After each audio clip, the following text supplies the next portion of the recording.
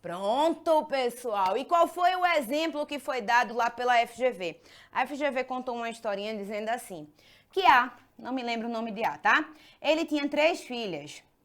Aí chegou numa das festas, umas de festas de família, e o que foi que aconteceu?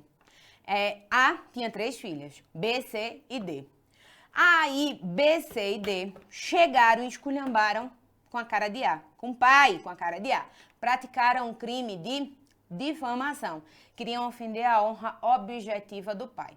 Aí o que foi que aconteceu? O pai ficou puto da vida. Por quê? Porque as 3 filhas tinham o quê? Tinham difamado ele na presença da família, tal. Ele ficou arretado da vida. Só que um mês depois era o aniversário dele. Aí o que é que ele fez? Quando chegou perto do aniversário, ele resolveu mandar convite deste aniversário para B e para C. Mas ele tinha ficado tão puta com B ou com D ainda que só ofereceu o convite a B e C. B e C terminaram indo para a festa de aniversário do pai. D não foi porque não foi convidada, mas B e C foram para a festa do pai e aí tiraram foto, estavam juntos, nananana. Depois desta festa, o que foi que aconteceu? O pai, A, resolveu ingressar com ação penal em relação a quem? A filha D, porque a filha dele estava bem chateada. E aí, nesse caso específico, ingressou com ação em relação à filha D. Aí perguntava que na condição de advogado na filha D, qual o instituto cabível no caso concreto? Pessoal, pensa aqui comigo. A partir do momento que A virou para B e para C, apresentou, deu o convite de aniversário, elas foram pro aniversário, estavam juntos, tiraram fotos, nananana. Você concorda comigo que o pai estava exercendo atos incompatíveis com a vontade de representar, ou melhor, com a vontade de dar entrada na ação penal? Concordo, Tassi, mas não concordo em relação a D. Afinal de contas, ele não deu convite para D, D não foi ao aniversário, então nada mais justo do que ele apresentar a ação penal contra D. Não, pessoal, sabe por quê? Porque além do princípio da oportunidade ou conveniência, a gente vai estudar que um dos princípios que regem a ação penal de iniciativa pública ou de iniciativa privada é a sua indivisibilidade. Ou seja, a queixa-crime apresentada contra um tem que ser apresentada também contra os outros que foram autores do delito. E a partir do momento que eu só apresento contra um, eu renuncio o direito a todos. Quando A pegou e virou e deu o convite para B e para C, ele estava exercendo atos incompatíveis com a vontade de apresentar ação penal. Neste caso, estamos diante do Instituto da renúncia tácita. E a partir do momento que eu tenho renúncia tácita, a renúncia a todos se estenderá. Então, a renúncia necessariamente também vai se estender à filha D. E aí, o que foi que aconteceu na prova? Você tinha que informar que naquele caso específico ocorreu extinção de punibilidade pela renúncia. Afinal de contas, a renúncia apresentada contra um a todos se estenderá. E aí perceba, pessoal, a renúncia, ela vai se pautar pela ocorrência de antes da ação penal. Perceba que ela vai para o princípio da oportunidade ou conveniência. Eu vou ter a faculdade ou não de exercer o meu direito de ação. A partir do momento que eu não exerço, eu renuncio este meu direito de ação. E a renúncia, pessoal, ela é ato unilateral. Eu não preciso de aceitação de nenhuma das partes. E a partir do momento que há apresentação de renúncia a todos os envolvidos no delito, a renúncia vai se estender. Então, no caso da prova da OAB, você tinha que informar o quê? Que a partir do momento que convidou B e C para a sua festa de aniversário e as filhas foram, ele estava exercendo a sua vontade de não querer apresentar ação penal em relação a elas duas. Ou seja, ele estava renunciando ao seu direito de ação. E a renúncia, nesse caso específico, se estenderá para a filha D, já que leva-se em consideração que a ação penal privada ela é regida pelo princípio da indivisibilidade. Entendido? Beleza? Isso cai em prova, tá? A outra informação que eu preciso que vocês tenham cuidado é o seguinte: vigora também, em relação à ação penal de iniciativa privada, o princípio da disponibilidade. Como assim, Tassi? Uma vez que eu propus a ação penal, eu posso desistir desta ação. Eu posso desistir como? Por meio do perdão ou por meio da perempção. E aí eu tenho certeza que antes de você vir mandar mensagem para mim, você vai estar com dúvida assim: eita, qual é a diferença de renúncia para perdão? Porque afinal de contas isso cai em prova. E aí de cara eu já digo para vocês o seguinte: na renúncia acontece o que? Antes do oferecimento da peça inicial acusatória. E o perdão vai acontecer depois. A renúncia ela é ato unilateral, ou seja, eu não dependo de aceitação pelos autores do delito. O perdão, ele é ato bilateral. Eu preciso da aceitação de todos os autores do delito. Então, o que é que acontece no caso concreto? Vamos voltar para o meu exemplo. Eu tinha dito para vocês o quê? Que Dário tinha praticado o crime de injúria contra a minha pessoa. Aí, pessoal, eu fiquei tão arretada que eu apresentei a ação penal em relação a Dário. Quando eu apresentei a ação penal, um tempinho depois, aí eu disse: caramba, quer saber? Eu vou desistir da ação. O que é que eu vou fazer? Eu vou perdoar Dário. Aí eu viro e peticiono, dizendo que eu vou oferecer o perdão. Nesse caso, já tem extinção de punibilidade do agente? Não. Sabe por quê? Porque Dário precisa aceitar. Dário precisa dizer: não, beleza, então tá tudo certo. Eu aceito o perdão. Se o Dário aceita o perdão, aí o que é que vai acontecer? Extinção da punibilidade pelo perdão do ofendido. Nesse caso específico, pessoal, aí eu vou ter extinção de punibilidade.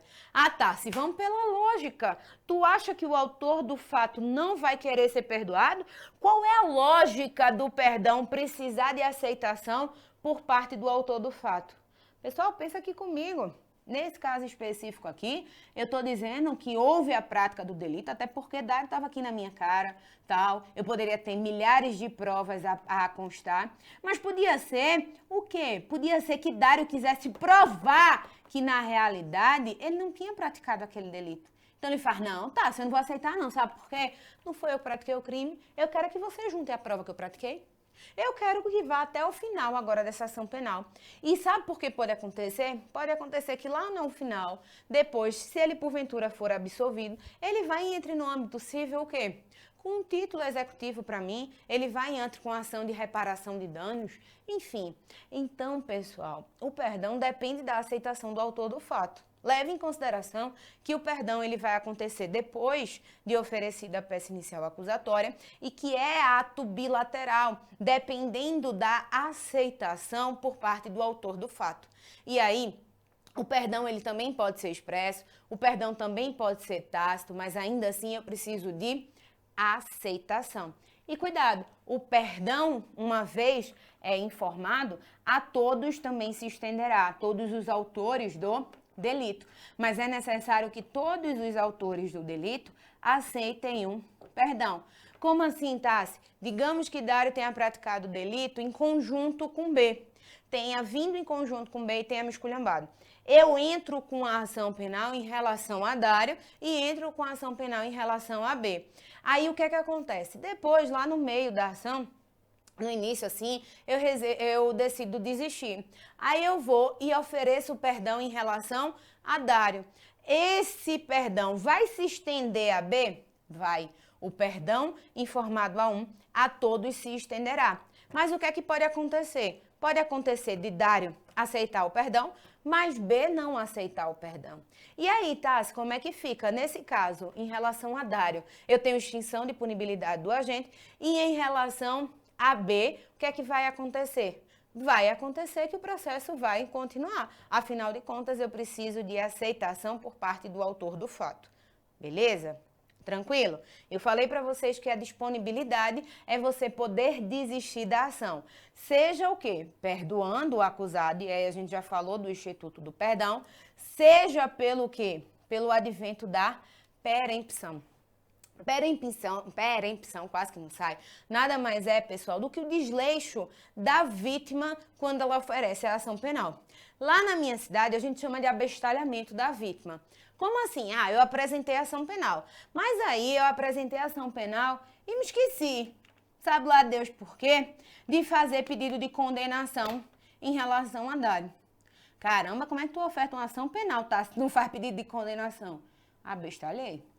Ou então, pessoal, eu posso ter ofertado a ação penal, ter passado mais de 30 dias e não ter me manifestado em relação à ação penal, por mais que eu tivesse sido intimada. Perceba que cabe à vítima, o interesse da vítima, em ver se o agente ser processado. Se eu simplesmente fico relaxada, desleixada, não estou nem aí para a ação penal, pode ocasionar o Instituto da Perempção, que está lá no artigo 60 do Código de Processo Penal. Beleza? O Instituto da Perempção, ela também vai acontecer depois de quê? Depois de oferecida a peça inicial acusatória. Mas a perempção, pessoal, só é possível se a ação penal ela foi de iniciativa privada. E a privada que a gente chama de propriamente dita, tá? Não é possível o Instituto da Perempção em ações penais de iniciativa pública. Tampouco na ação penal privada subsidiária da pública, tá? Só é possível arguir-se o Instituto da Perempção se for crime motivador de ação penal privada propriamente dita, beleza? Tranquilo? Eu tenho outro princípio que, querendo ou não, eu já falei para vocês, mas a gente precisa falar um pouquinho, é sobre o princípio da indivisibilidade. Lembra aqui, pessoal, a gente tinha comentado já na ação penal de iniciativa pública sobre o princípio da indivisibilidade, e aí eu até coloquei um parêntese e tal, mostrei uma jurisprudência específica em se tratando de ação penal pública. Na ação penal privada, vigora sim o princípio da indivisibilidade, nos termos do artigo 48 do Código de Processo Penal.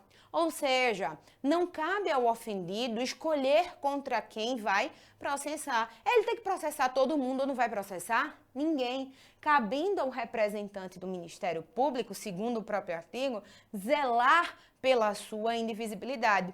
Isso quer dizer o quê, Tassi? Isso quer dizer que o MP pode vir a ditar a queixa se tiver faltando algum autor do crime? Não, ele vai zelar pela sua indivisibilidade. Se faltar alguém, ele, como custos legis, vai fazer essa informação para que o representante, para que o magistrado, nesse caso específico, decida. Ele não pode editar queixa, mas ele pode velar pelo que a gente chama de indivisibilidade. Então, a ação penal privada, ela é indivisível. Ou seja, ou eu apresento a queixa-crime contra todos, ou eu não apresento contra ninguém.